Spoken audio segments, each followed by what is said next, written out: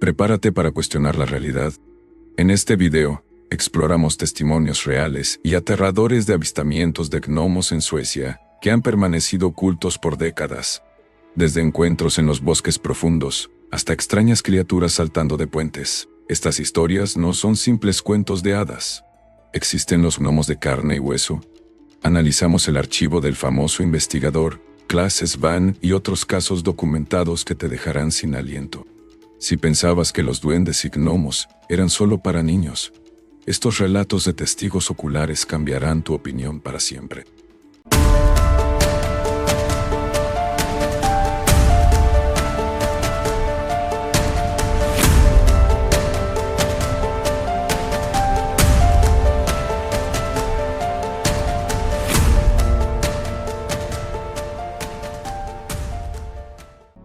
Una niña perdida es salvada por un gnomo. Sur de Suecia, verano de 1941.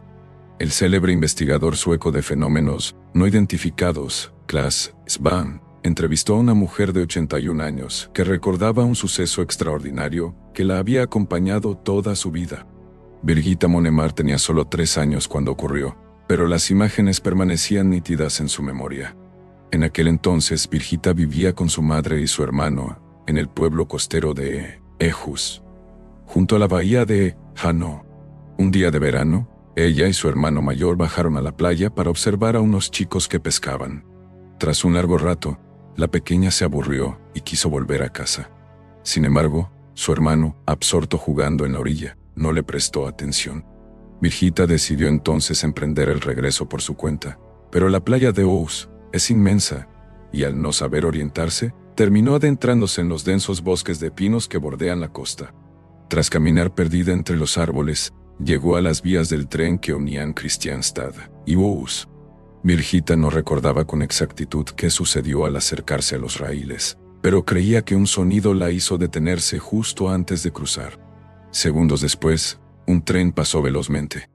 Justo tras ese estruendo, que pudo ser el silbato de la locomotora, vio a una figura pequeña observándola desde el otro lado de la vía, un poco hacia la derecha. Por un instante, contempló sorprendida aquel ser, que parecía un gnomo clásico salido de un libro de cuentos. Antes de que la enorme locomotora de vapor negra y sus vagones de pasajeros pasaran tronando frente a ella, el ser vestía pantalones rojos y un abrigo gris que le llegaba por debajo de las caderas, sujeto por un cinturón.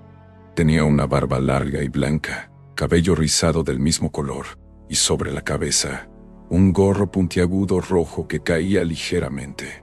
Birgitta recordaba que iba vestido de forma muy elegante. Aunque no precisaba sus rasgos faciales, destacaban sus cejas pobladas y blancas. Era mucho más bajo que un adulto, pero más alto que la niña, midiendo entre 120 y 140 centímetros. Birgitta relató que, al ver al gnomo, se quedó paralizada, incapaz de moverse, simplemente devolviéndole la mirada. Estaba en estado de choque. Quizás eso fue lo que la salvó. Si hubiera dado un paso más, el tren la habría arrollado. Sintió el ruido ensordecedor y la fuerte ráfaga de aire que casi la arrastra. Cuando el tren terminó de pasar, el ser había desaparecido. Birgitta cruzó las vías y continuó caminando varios kilómetros por el bosque, hasta que reconoció la casa de un zapatero local. Allí pidió agua, y la esposa del artesano la recibió con limonada y galletas. Poco después, su hermano y un amigo llegaron buscándola en bicicleta. A lo largo de los años, Birgitta ha buscado explicaciones lógicas. Se preguntó si fue un recuerdo proyectado de un Papá Noel que la había asustado la Navidad anterior, o si realmente fue una criatura del bosque que intervino para salvarla. Aunque nunca lo sabrá con certeza, el misterio permanece vivo. La niña y el hombre diminuto. Norrköping, este de Suecia, 1954 o 1955. En 1970, una joven de 21 años relató a la publicación UFO Information un extraño suceso de su infancia, cuando tenía unos 5 o 6 años. La mujer, que prefirió mantener el anonimato, solía visitar a sus abuelos en una granja a las afueras de Norrköping.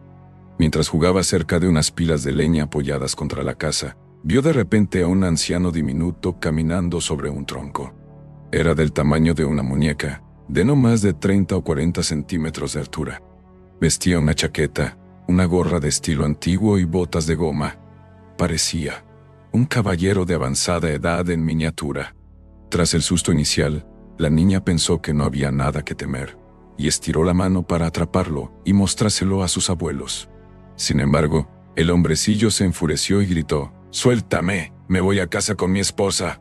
Poseía una fuerza asombrosa, y logró liberarse del agarre de la niña, huyendo hacia un hueco entre la leña donde desapareció. El encuentro duró apenas unos minutos. Sus abuelos se rieron de la historia, atribuyéndola a la imaginación infantil, pero para ella, incluso de adulta, la experiencia fue absolutamente real.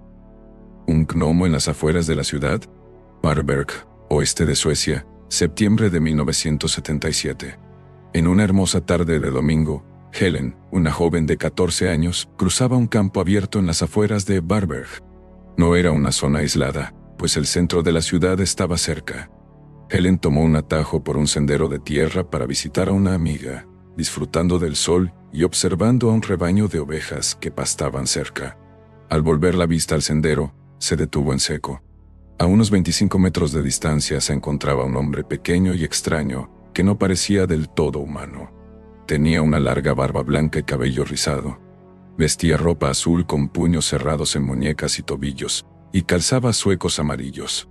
Parecía el típico Gustomte, duende del hogar, de los cuentos, aunque no llevaba el característico gorro puntiagudo.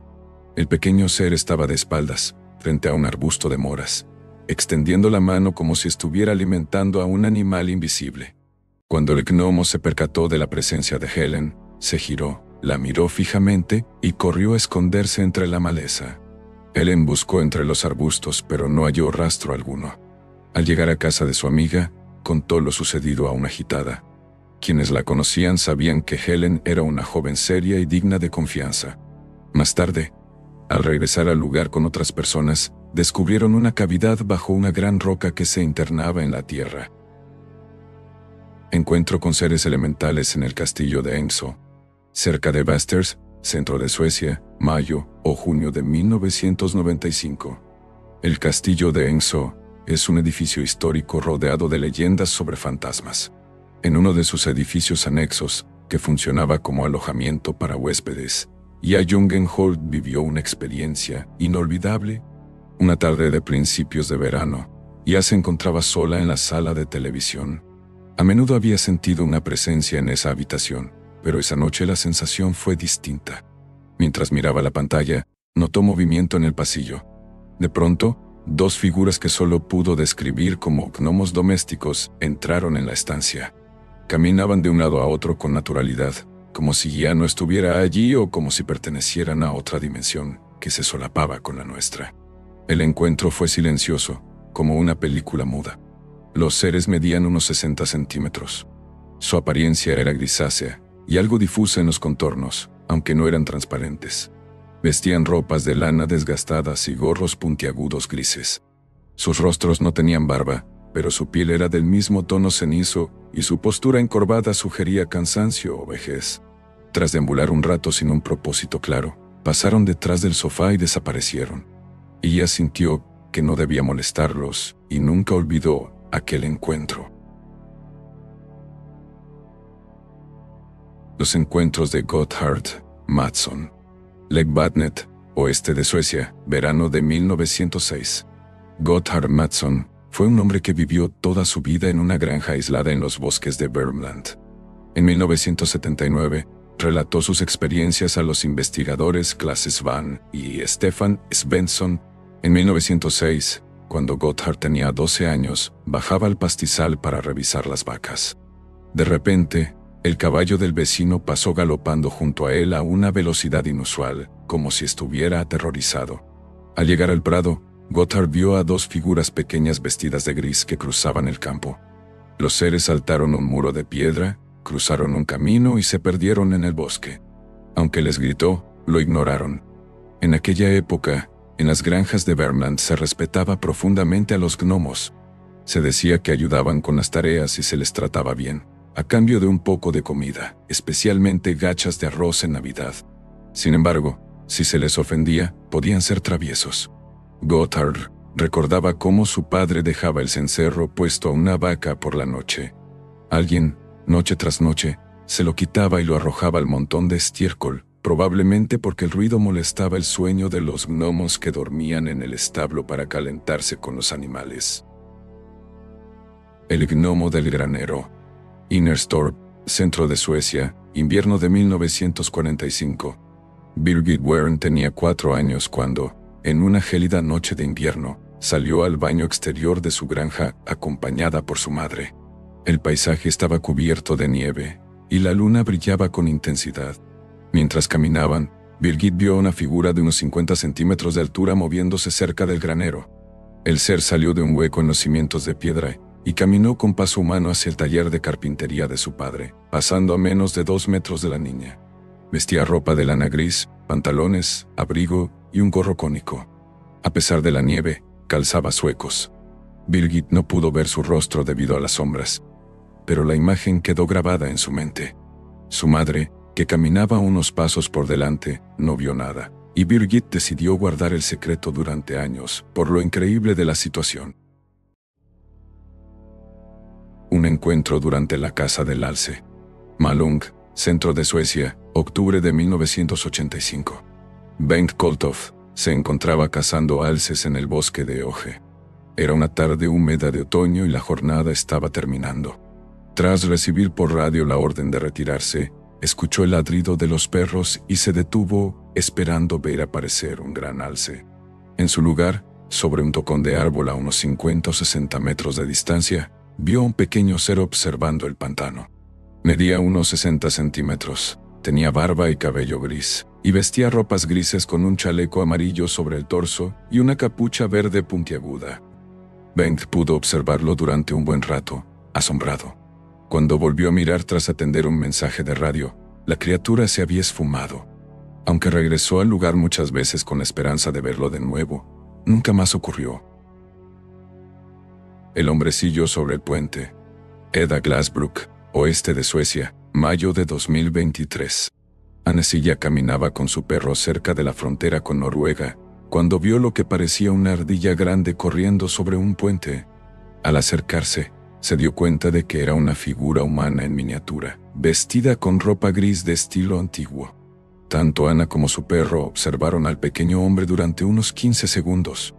De repente, el ser dio un salto prodigioso, superó la barandilla del puente y se lanzó a las aguas marrones del río sin dejar rastro. Días después, la abuela de Ana confesó haber visto a un hombre idéntico saltar desde el mismo puente. Ninguna de las dos creía en seres sobrenaturales, pero estaban seguras de lo que habían presenciado. A continuación, se muestran imágenes de duendes o gnomos de Europa y América, junto con videos de supuestos avistamientos. Si bien no podemos confirmar su autenticidad, la decisión final es tuya. Aquí se observa una entidad que cruza una carretera a gran velocidad.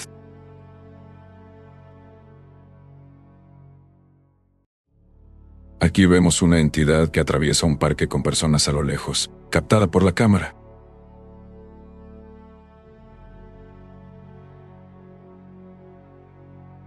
Otra entidad camina junto a una avenida concurrida, ignorada por los transeúntes.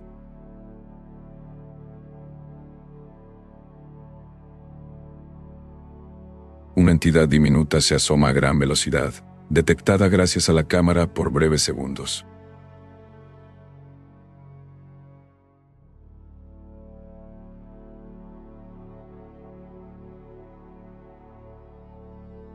Finalmente, otra aparece dentro de una casa, asustando e impresionando a quien la graba, quien no logra mantener la cámara enfocada.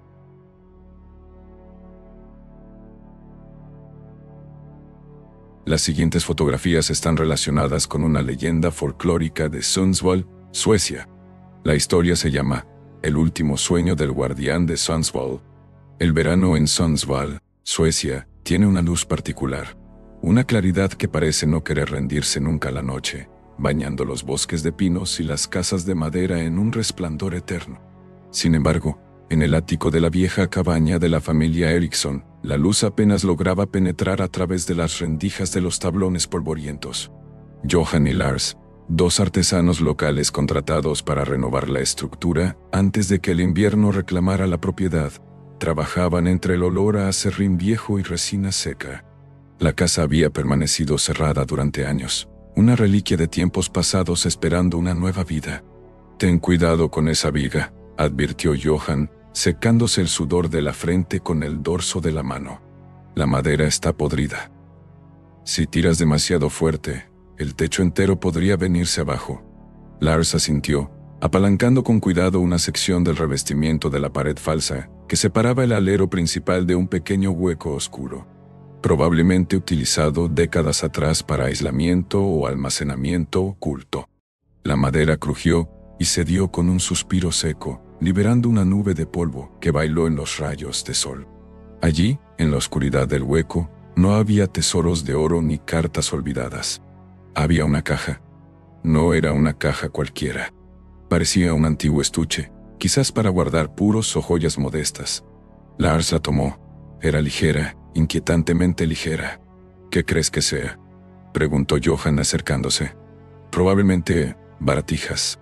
O los huesos de una rata», respondió Lars, aunque su tono traicionaba una curiosidad nerviosa. Con delicadeza, levantaron la tapa. El silencio que siguió fue absoluto, solo roto por el zumbido lejano de una mosca contra el vidrio de la ventana. Lo que yacía adentro no era una rata. Tampoco era una muñeca, aunque su tamaño pudiera sugerirlo. Era una figura humanoide, pequeña, arrugada y preservada por el aire seco del ático. Llevaba ropas, diminutas túnicas de lana tejidas con una destreza imposible para dedos humanos, y un gorro cónico que había perdido su color. Sus rasgos, aunque consumidos por la desecación, mostraban una expresión de paz absoluta. No había miedo en ese rostro. No había heridas. Era como si simplemente se hubiera quedado dormido para no despertar jamás. Para entender lo que Johann y Lars tenían frente a sus ojos, uno debe retroceder mucho antes de 1921. Hay que volver a los tiempos en que la electricidad no había desterrado a las sombras de las esquinas, y cuando la gente aún dejaba un plato de gachas en el umbral de la puerta durante el solsticio de invierno. Los gnomos domésticos, o tomte como se les conoce en aquellas tierras nórdicas, siempre han vivido en los márgenes de la percepción humana. Son criaturas de hábitos, guardianes del hogar y del ganado. Son tímidos por naturaleza, prefiriendo evitar el contacto directo con la raza de los hombres, a quienes consideran ruidosos, torpes y peligrosamente impredecibles. Pero existe una excepción a esta regla de aislamiento: los niños. Los niños poseen una visión que aún no ha sido nublada por el escepticismo de la adultez. Tienen la capacidad especial de conectar con estos seres. Y así fue para este gnomo en particular. En su juventud, que para un gnomo puede durar siglos, la cabaña de Sundsvall no era una ruina polvorienta, sino un hogar lleno de vida. Él recordaba, a través de la neblina de sus últimos años, a una niña llamada Elin. Fue a mediados del siglo XIX. Elin era la hija menor de los dueños de la granja. Mientras los adultos trabajaban en el campo, el gnomo observaba desde las vigas. Un día, Elin lo vio. No gritó ni corrió. Simplemente sonrió y le ofreció una valla que había recogido en el bosque. Ese fue el comienzo de una amistad silenciosa. Él le remendaba los juguetes rotos mientras ella dormía. Ella le dejaba trozos de pan con mantequilla escondidos detrás de la estufa de leña. Fue una época dorada, donde la frontera entre el mundo humano y el férico se desvaneció por el amor inocente de una niña. Pero el tiempo es cruel, incluso para los seres mágicos. Los humanos son efímeros, parpadean y desaparecen. Elin creció, dejó de ver al gnomo, se casó y finalmente se mudó, dejando la granja a nuevas generaciones que no creían en las viejas historias. El gnomo se quedó. Era su deber. Pero con los siglos, la soledad y la edad comenzaron a cobrar su precio.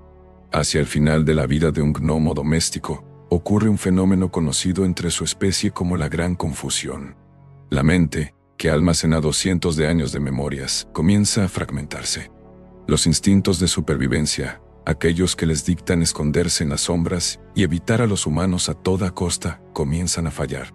El gnomo de Sundsvall empezó a olvidar por qué debía esconderse.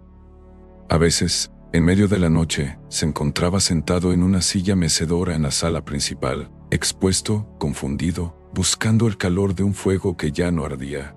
Se alejó de los otros espíritus de la naturaleza, de los gnomos del bosque y del granero, sintiendo una atracción inexplicable hacia los humanos. Hacia aquellos seres que alguna vez le brindaron la calidez de la amistad a través de una niña. Vagaba por la casa como un espectro sólido, sus pasos pesados por el cansancio de una vida demasiado larga. Ya no tenía la magia para arreglar cosas, ni la fuerza para proteger la casa de las malas influencias. Solo sentía frío, un frío profundo que venía de sus huesos. Fue en los primeros días de la primavera de 1921, poco antes de que la casa quedara vacía para la renovación, cuando el final se acercó. El gnomo, desorientado y sintiendo que su corazón latía con la lentitud de un reloj al que se le acaba la cuerda, subió al ático. Buscaba un lugar seguro. Su mente, atrapada entre el presente y los recuerdos de Elin, buscaba un refugio, algo que le recordara a una cuna, a un abrazo. Encontró la caja en un rincón. Alguien la había dejado abierta. El interior, forrado de tela suave, le pareció el lugar más acogedor del mundo. Con sus últimas fuerzas, trepó por el borde de madera. Se acomodó en el interior, enroscándose en posición fetal, tal como lo hacen los niños antes de nacer y los ancianos antes de partir. No hubo dolor. No hubo violencia. Solo una suave transición hacia la oscuridad, acompañado por el olor a madera de cedro y el lejano recuerdo de la risa de una niña. Cerró los ojos y, por primera vez en siglos, dejó de preocuparse por proteger la casa. Se dejó ir.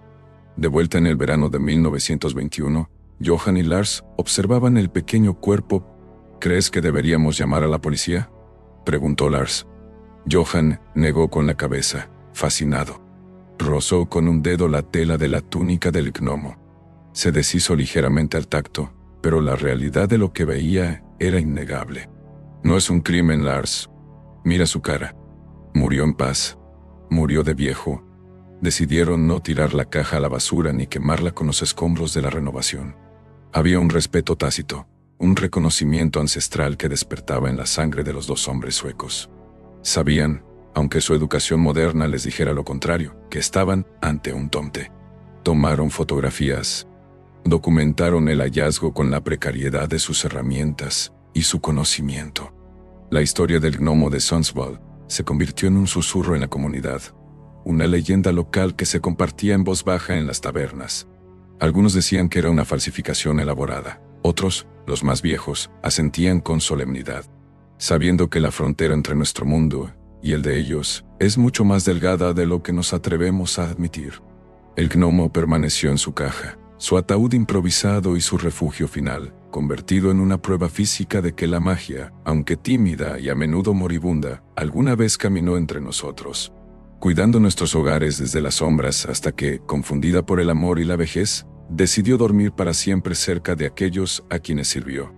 Y así, la fascinación por estos seres ocultos perdura, alimentada por el misterio de aquel pequeño cuerpo encontrado en un ático, recordándonos que quizás, solo quizás, no estamos tan solos en nuestras casas como creemos.